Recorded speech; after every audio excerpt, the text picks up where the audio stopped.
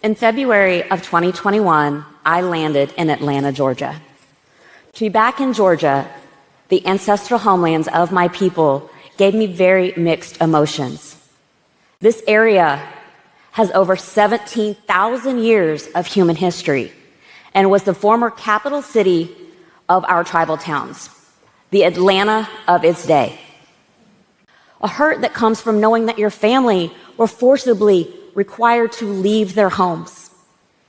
Yet everywhere you go in this state, you see our words, our language that serve as a blueprint to this state, etched on this landscape.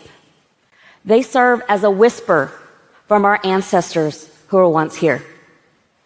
Agalasan, Yujiha went a Keda Tracie Revis SAT, Sahe Safani SAT. My name is Tracie Revis. The Trail of Tears, or the Road of Misery, removed tens of thousands of indigenous people from their ancestral lands. And for many of us, removal is not that far removed. My grandmother, my father, my aunts and uncles were all sent to the government-run Indian boarding schools. Now, to be clear, we call these buildings schools, but they really serve as a place to silence the community and to steal the future culture from generations. And as the first generation of my family to not have been sent to these government-run schools, I still did not escape the impacts of this trauma. But back to Georgia.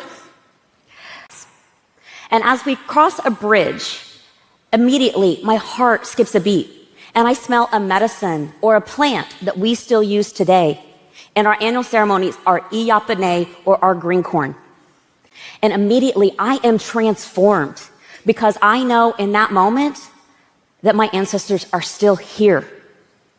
And as we begin to walk out to another mound site, I hear a voice inside of me that says, what would it feel like to ever live back in these lands, to be here in the homeland?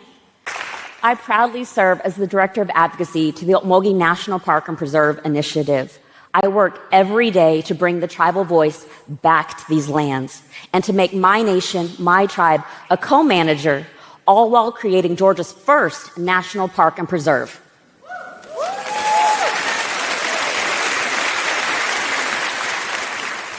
And as we go to look at this piece of land that is a very sacred piece of land, it was slated for industrialization. This land that was very sacred had been raped, overmined, stripped all the way down to the silt. Your ancestors are still here, to which I can only reply, yes, ma'am. If my journey has taught me anything, it's that if you take care of this land, it will take care of you.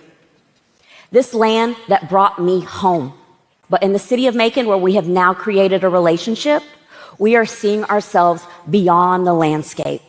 As we reclaim our names and our words, we are seeing ourselves in a part of the culture. Recently, we passed legislation in the city that requires that our tribal flag, our sovereign flag, permanently fly over City Hall.